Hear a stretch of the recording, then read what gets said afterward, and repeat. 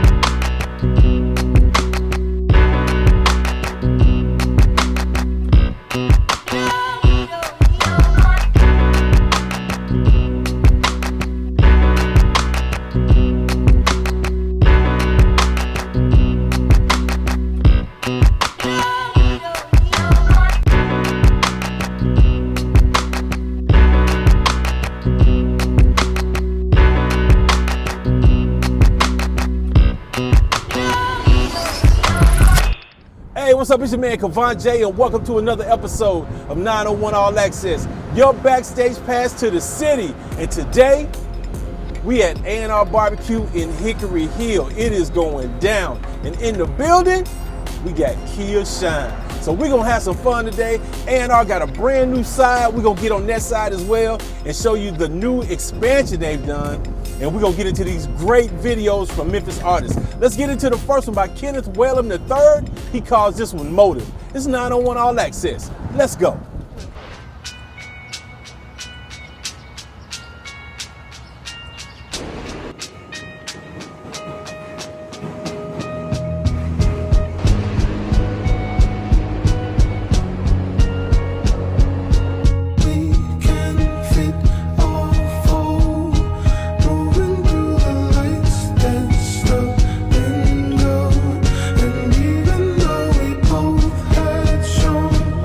Soul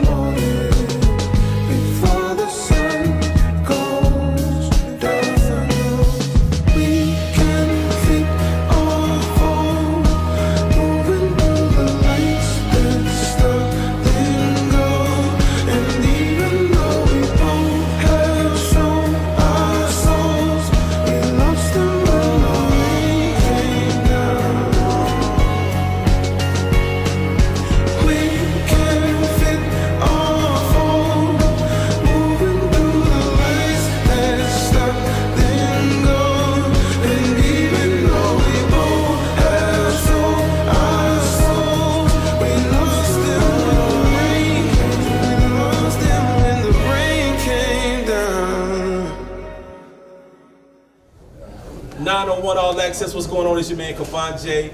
And hey, it's the second season, and I like to call this my Memphis Legend segment. It's something new for the second season. Last week it was Frazier Boy, and we done came back to back with Memphis Legends. Kia Shine is in the building. What's going on, man? How you doing, man? How you doing, man? Blessed by the best, man. So first of all, I just want to say welcome. Thank you for doing it. Congratulations. Thank you very much. On the man. key to the city. Can you tell us how that came about? First of all, you mentioned Frazier Boy was your guest last week. Yep. Shout out to my cousin Cedric Coleman, aka Frazier Boy. Frazier He Boy. already got the key to the city. Now we got two of them in the family. Right. That came about really just from of course, anything that I get that's a blessing to me, I give it all to God. He get all praise and glory. He the one really write my story. So I give it up to him first and foremost. But it came from a movement that took place with my brother Dirty Fresh. Kind of took the helm online and pushed his influence on some of the council members to acknowledge and to recognize those from Memphis like myself that have been kind of overlooked a little bit or underrated or maybe unappreciated, right. And other individuals were getting their flowers, and you know what I mean. Like I said at the beginning of the year, it's doing 22. So that led to an online kind of push for me to be able to be acknowledged, and the people were listening, and they asked me to come on today to receive the key. So I just appreciate the people that Tammy Sawyer, and I appreciate the people listening I appreciate the people that we have representing us in the city council, right. Listening to the people, because I always really think it's important that it's to eye level with the people when you're doing something, when you're serving the people. So that's exactly what they did, and they blessed me with the key today, and I'm hoping that this key opens up a lot of locks to a lot of I would say more influence on things and activations that I'm pushing that are outside of just music, like autism awareness. You know what I mean? You definitely deserve a kid. I'm gonna tell you. Let's go back to the beginning. Yeah, for sure. Okay.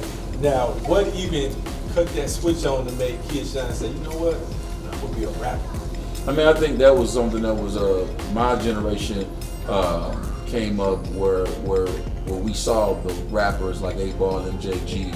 We saw hip hop was our music, you know what I mean? Right. So as opposed to my mom, bless her soul, or my dad, bless his soul, well, like they generation of music was before. Hip hop kind of was my generation of music. So of course I was I connected to it. It drew me to it, and so I had my first demo tape back in 3rd grade. You know what I mean?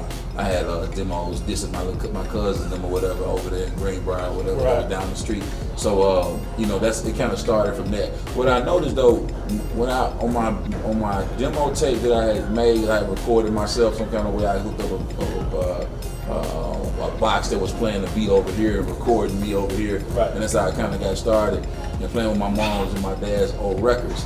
But it was like when I rapped, I cursed in my raps, and I noticed that my mom didn't go off or get mad at me because I was cursing in the rap. She was able to kind of like look at me outside of like her son, and then she listened to me as a rapper. And I noticed right then, I was like, wow, that's dope that people can separate, and I noticed that early. So I was like, oh, okay, I can kind of express myself and be who I want to be on the creative level, and not be shunned down for it, but to be kind of like champion for it, which is what my mom did for me. So it was an early indication that there was something there. You know when God got a purpose for you. You know when something is synonymous and speaks to you.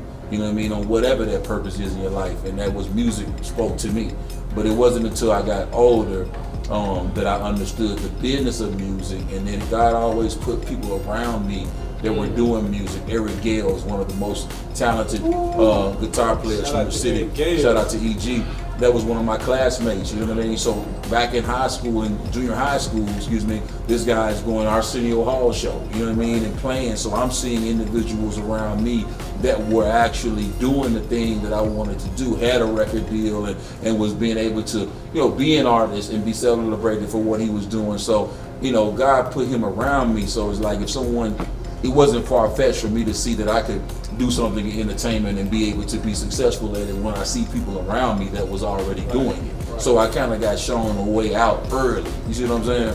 And then, so, you know, those things influenced me to be able to kind of step up and do it. But it wasn't until I met Ernest Draper, which is T. Draper's brother. T. Draper owned Suave House. It wasn't until I linked with him, this popular clothing store that I had back in the day in the mall of Memphis. It wasn't until then that I really saw the business of music and how it worked, and how they went around with working A&R MJG. I was a youngin', but seeing how that took place and seeing them move, and then seeing MVP and the Monster Clique, those guys that were signed to Tommy Boy, them and Rich Bum, and those guys that had deals already in the 90s. You see what I'm saying? And these are my partners. They were older than me, but I seen that they had deals and stuff like that. So you know how it is when you from Memphis, you can't show a Memphis individual none, because if you show us something, we gonna learn it. We quick studies. We gonna learn it and start to earn it. You dig what I'm saying? So, and that's what it was. God had cool people around me that inspired me. You know what I mean? Earlier, because that's why I think it's so important that if you want to do music or you want to do something that's necessarily off the beaten path of what other individuals are doing, it's good that you see people around you inspiring you. You know what I mean? Because you know it wasn't like I had Instagram back then to be able to go look up or look online. I had people that was right around me that was doing what I was doing, and that's really how I got started on the rapping. But I always had my eyes open on the business. You see what I'm saying? And you influenced, Kia, and I want to say this: you shut the city down. I'm gonna say two things. First thing, you said something really big about social media. Because back then, I was working in Cat's music store. Yeah, I remember. So a lot of the rappers was coming in. Hey man, these my posters. Yeah. And my tapes. Yeah. You know, it was a different kind of hustle. You had to really press the flesh. Right. You had to really make fans. You had to really be able to go out and become someone. Right. You couldn't just sit at the house on your phone and be able to become someone, which I like that. Right, I do think it's cool that you can be able to press a button and be able to touch millions of people. I think that's great. But I think we came up in a time that was a what do you call it's kind of a nostalgic time period to where you actually got a chance to press the flesh, give a CD to someone, and someone would pass that CD or burn that CD and see how that thing took off with their power, the power of music and word of mouth. Right. I saw that take place. So I think like when you came, those that were in that genre, or those that came out in that genre, like Yo Gotti, like the Gucci Mans, like myself, like these individuals are still going to be always popping. Most of the artists, even Jay-Z, if any of these artists that came out in a time frame where they had CDs out, if you look at the people that are killing it, well, you know, as far as in business, I want to just necessarily say like, they may not be the hardest artists out right now, but at the same time, like they all started from making real fans. Right. Jay-Z, you actually have people that go support what he doing because they remember opening up that CD, reading them credits. I remember people going out to their car, buying their Yo Gotti Life and that CD and that DVD that was inside of that, and being introduced to Kim Folks and being introduced to my flavor through that.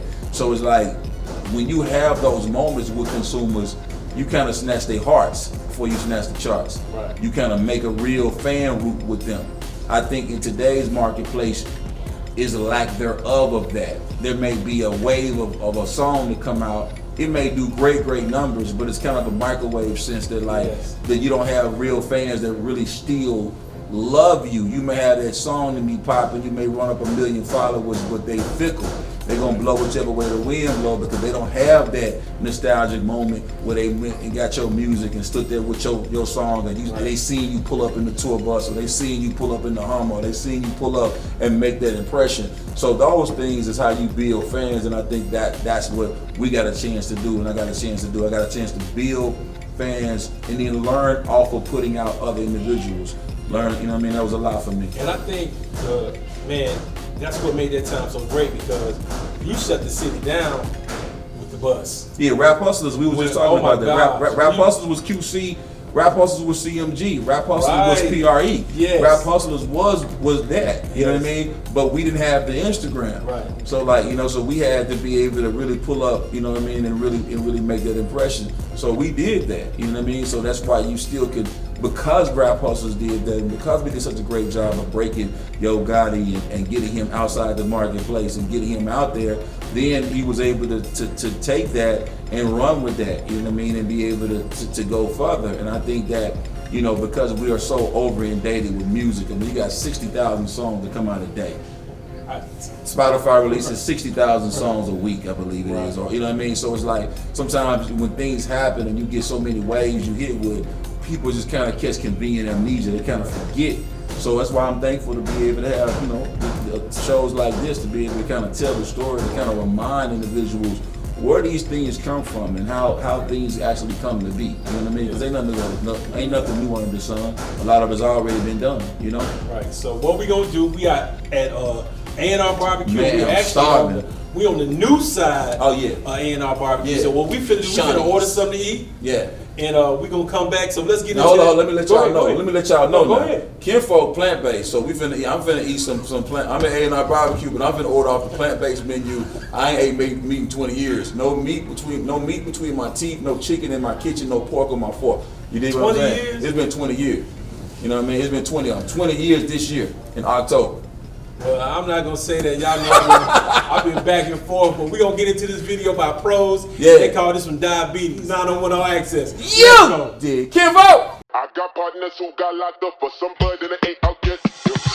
Money never buy respect, yeah, that just be the truth. I've been running up a check, yeah, give me space to move. Yellow mama gotta shake, yeah, and the bag too. And sometimes she stand still, but the booty still move. You my dog, so pick up the phone when I call, yeah. Bumping UGK, everybody wanna ball, yeah. And I'm cold, but I ain't the one that's law, yeah. Left your message on red, but I never saw one.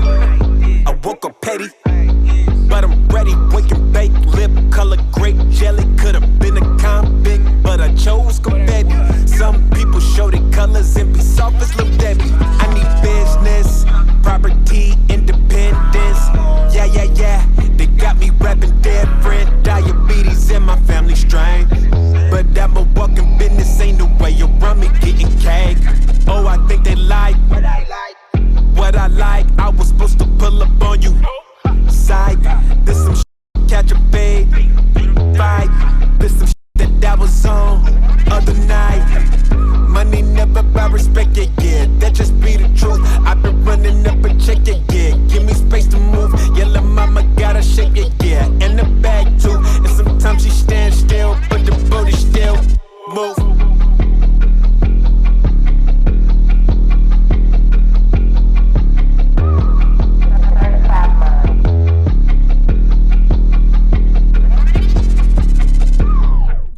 My name is Terrence Love, aka Dr. Love.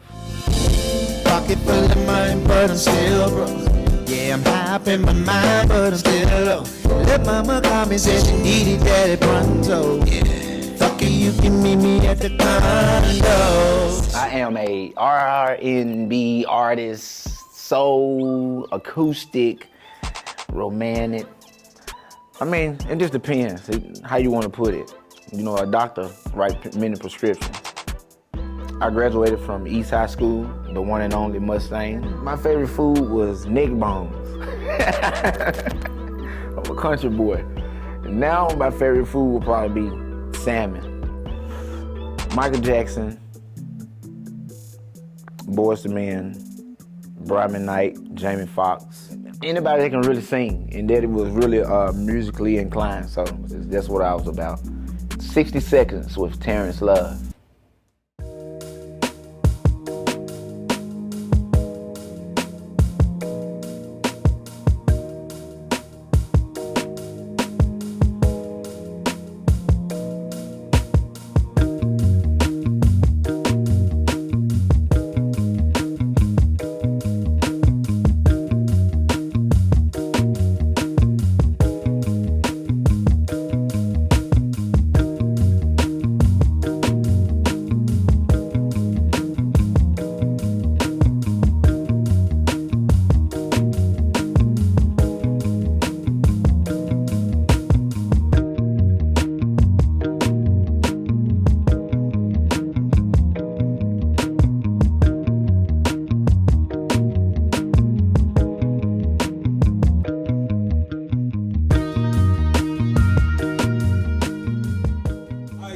Kavanje, we are back. 901 All Access. Kia Shine is in the building. Yes, sir. We are at A&R BAR B Q. Kia got the key to the city. Oh, man. And it's funny, y'all couldn't see, but when we went up front, young lady that was taking this order said, I know him from somewhere.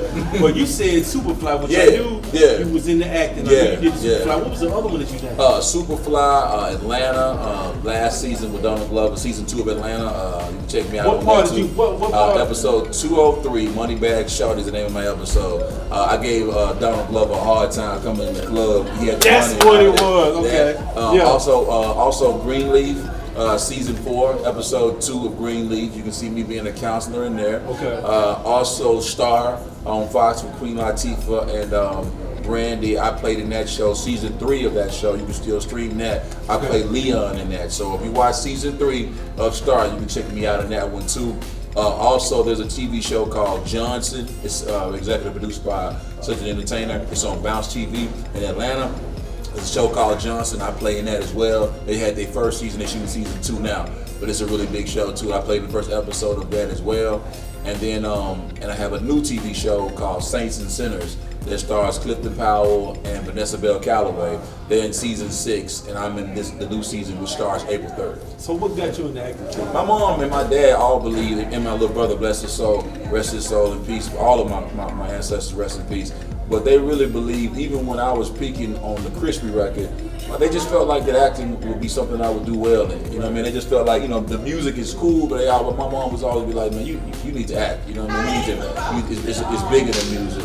So when she passed away in 2012, I took it upon myself to start taking acting classes. Terry Vaughn was my acting coach, and I started taking classes, and I booked a pilot from my acting class, and really been rocking ever since. Got me an agent.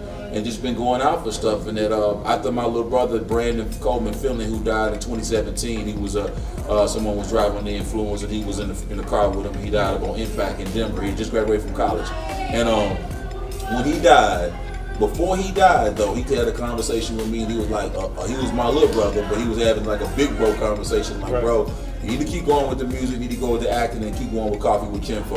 All right, that's something he told me. You know what I'm saying? He dies. And when he passed away, I got a phone call from the mom, because he was in the car with his friend. His friend was just was inebriated and he fell asleep at the wheel. Right. So his friend was in jail at the time, and his mom called me just trying to tell me what was going on, you know what I mean, with the whole thing or whatever. And I was like, I forgive you. I know that's difficult. It was a difficult scenario or whatever. But when I got off the phone with her, it was a very hard call, because on one hand, I'm like, your son, by his negligence just caused my little brother to pass away.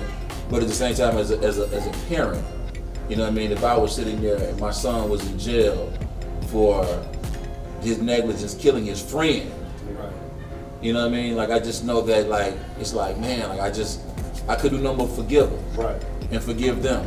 Hang the phone up, tell my wife about the call I'm having. While I'm telling my wife about the call I'm having, I get my phone call from my agent who just booked Atlanta, season 2 with Donald Glover. Wow. My brother, as I just told you, was always instrumental about me going further with film and television. And it's like I didn't get my first real booking until he passed away. So I know, like, when someone dies, you have help in heaven.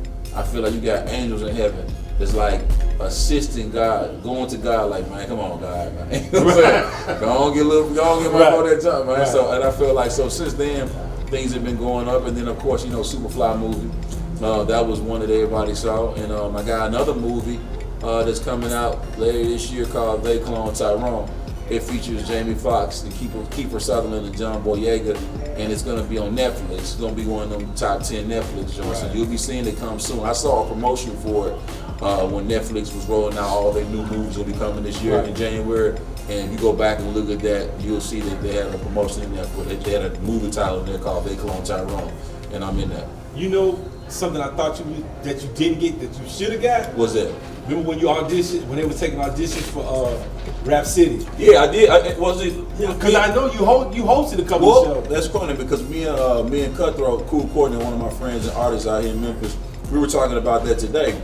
And the thing about it wasn't that I didn't get the job. It was that I got the opportunity to host a show at the same time I got my record deal. And at the time, my CEO, Sylvia Rome, felt like it would be a bad look for me to be known as a host as opposed to be known as an artist. Okay. So I she see spoke it. to Stephen Hill, and they because I kind of had that play going on prior. When you prior was to on there, I them. said, Yeah. Sean gonna get that. Yeah, I was like, this, Right. I'm finna get this Right. job. I wanted this job. Right. You know what I mean? But they she kind of, I won't say she dropped salt on it, but I mean, it's like at the end of the day, when my first meeting with Sylvia Rome after I had signed with Universal Motown, my first meeting, I sat at the table. I remember like it yesterday.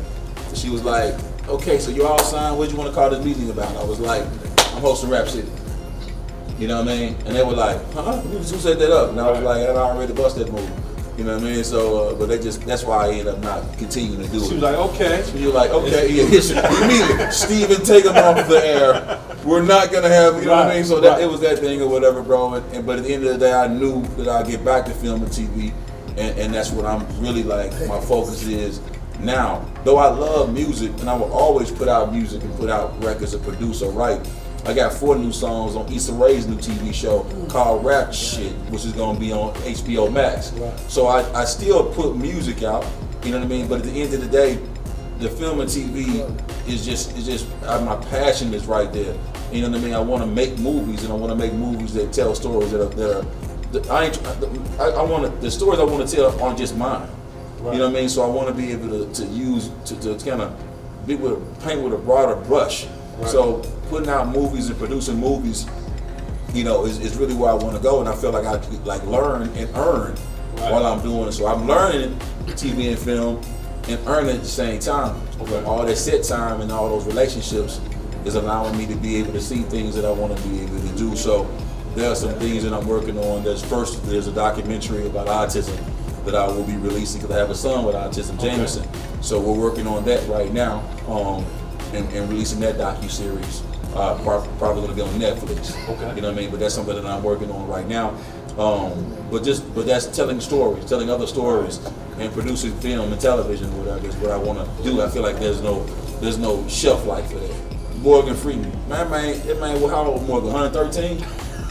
Morgan's still active to this day, man. Like, he gonna be, you know what I mean? So I just look at like that's something that I feel like I can continue to do. You know what I mean? And like, you know, as all as I get, I can just keep on, you know, doing that. But music definitely still coming. I got this project that I'm putting out April the 4th. I'm coming out with it because this new show I'm in, Saints and Sinners, start April 3rd. So every time I put some on, so every time God bless me to be able to come across that screen, then I put out some music. So there you go. So I got that's coming out April 4th. It's called King Folk. You know what I mean? So, you know, and it's a dope project. Bottoms up. Oh, yeah. Oh, we finna get to another video. Yeah. This is J Hal and Let It Die. J Hal, I like J Hal. So, Yeah. J Hal, Let It Die, 901 All Access. King Folk. Oh man, yeah. I must be tripping. I feel like this one was with me. Even when I saw the pistol, I played all of your games. You keep talking about your ex. That looking don't compare to me. All of this in front of you. Why can't you see? What you don't get is it that hard? I'm all you needed and then some. Perfectly capable of loving you. I do. Either you love me or let it die. Alright, y'all, we back. That was J Hal, Let It Die. Shout out to J Hal. What up, King Folk? Shout out to J Hal. And we finna get out of here. So I want to thank Q Thank you, man. for coming through. And You have to take mine. y'all make sure y'all come to A&R Bar B Q and get some of this. That's a Beyond Burger. I didn't even know they had Beyond It's the Burger. Beyond right here now. And this is that catfish. Look at that. Woo!